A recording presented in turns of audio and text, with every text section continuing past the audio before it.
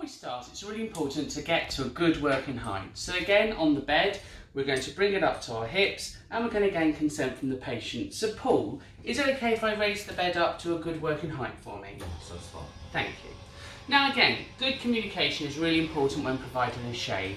A lot of people get worried about a razor going around their face, so you need to come across as confident when you do this.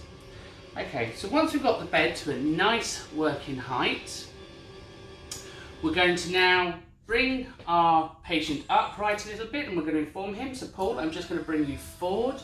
And again, you can see that I use my hand as a signal as well, so they can see. Okay, wonderful. Now, before we start, we're going to wash our hands.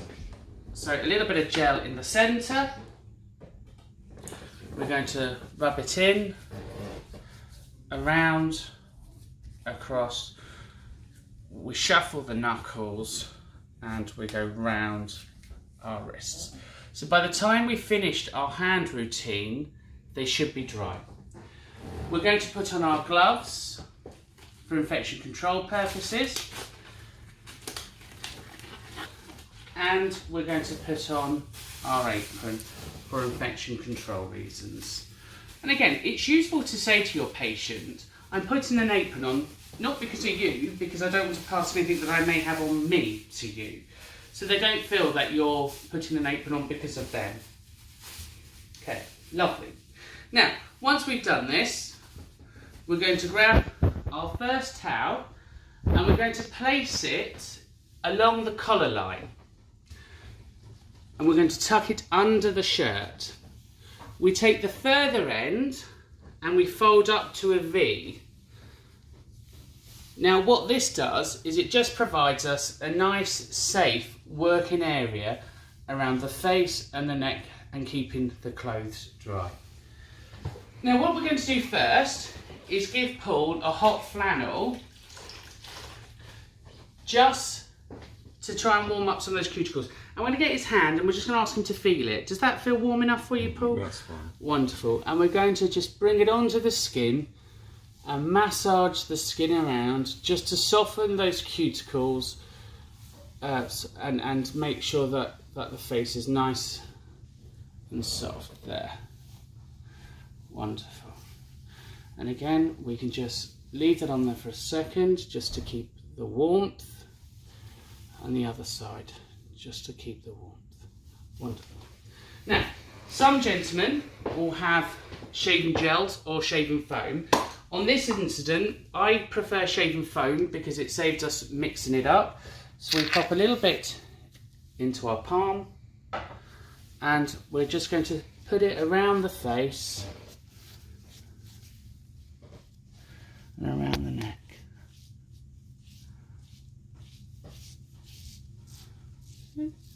Wonderful.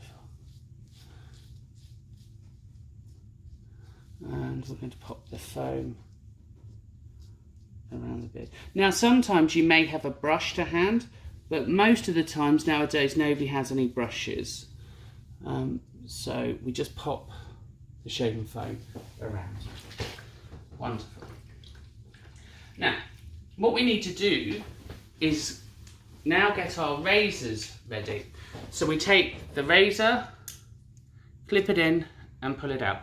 And we want to make sure that our blades are nice and clean. Now you can see here, you've got your blades and your lubricating stick along the top. So that lubricating stick should be nice and blue. Now on a lot of the new modern razors, if I turn it around, you'll see that there's a further hidden blade for doing lines, if we're going to do some lines. Okay, so that's our razor. So we want to make sure that it's clean and it's not rusty. We're going to pop that into some water and just get that wet a little bit. And we're going to pull the skin tight and we're going to go down. Now you'll notice that I'm going down the face and not up the face, and it leaves the skin nice and smooth. Okay. Now when you shave somebody, it's all about keeping the skin tight. So when we do the throat, we just pull down gently.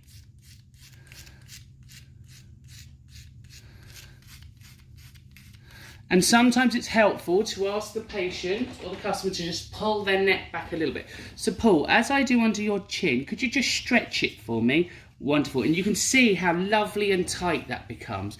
And that makes it a lot easier for me to take the blade past his throat and down.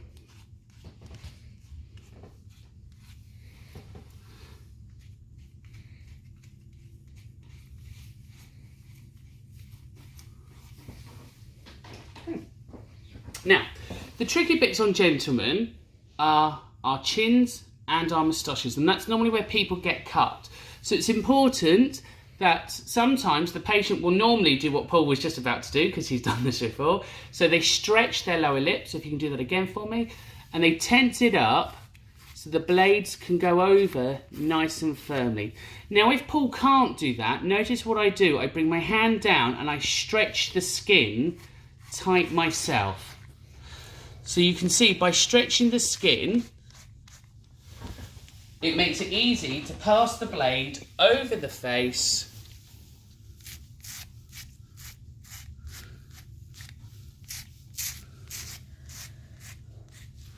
lovely.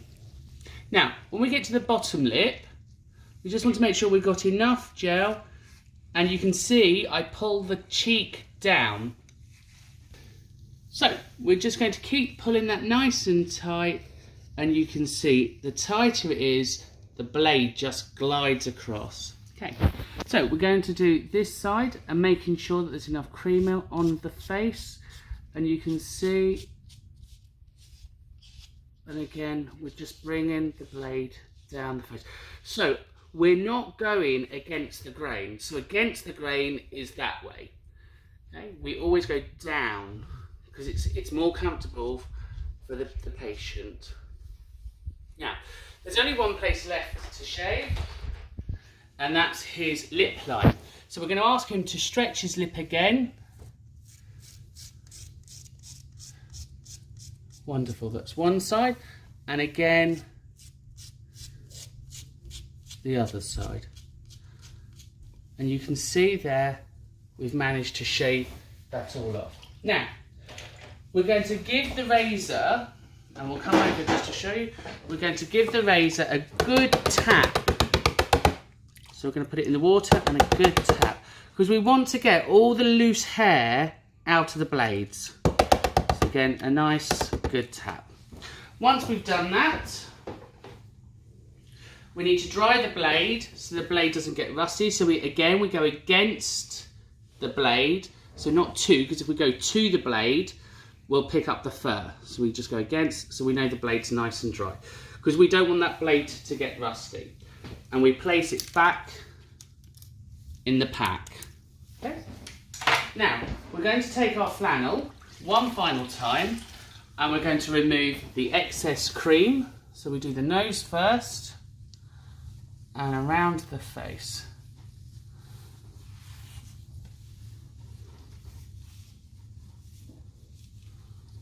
Oh, a little bit of cream there, wonderful.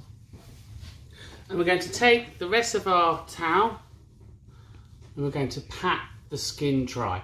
Now, we're not going to rub because the face is sore, because you can see it's a little red, because that's where we've been shaving. So we pat the skin dry. And now we're going to take a little bit of moisturizer, and we're going to try and replenish some of the moisture back in the skin that we've taken off. So again, we're going to rub that in, and we're going to go over the lip line, around the chin, and we're just going to massage that in. Okay, I'm going to go down.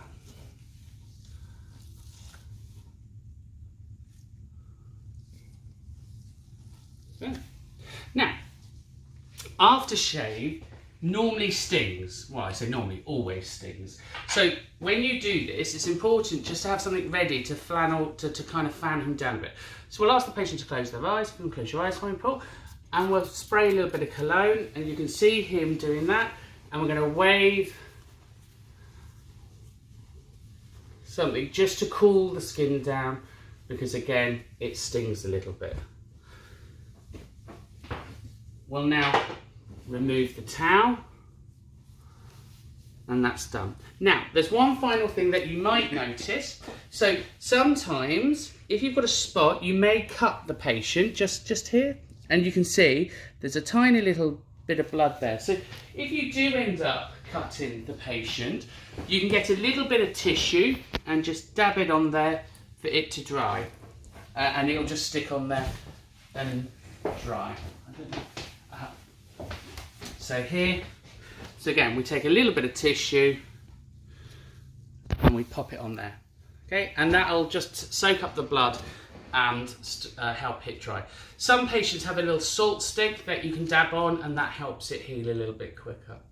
Finally, we're going to ask Paul how he feels. So Paul, how does that feel? Yeah, that feels lovely, thank you. Lovely. And then we'll clear up and we remove our PPE. So we're going to hold it in our hands. We're going to screw up and screw back so everything is in there, and we'll pop that and clear away as necessary. So thanks for watching this episode, and I hope you found it useful.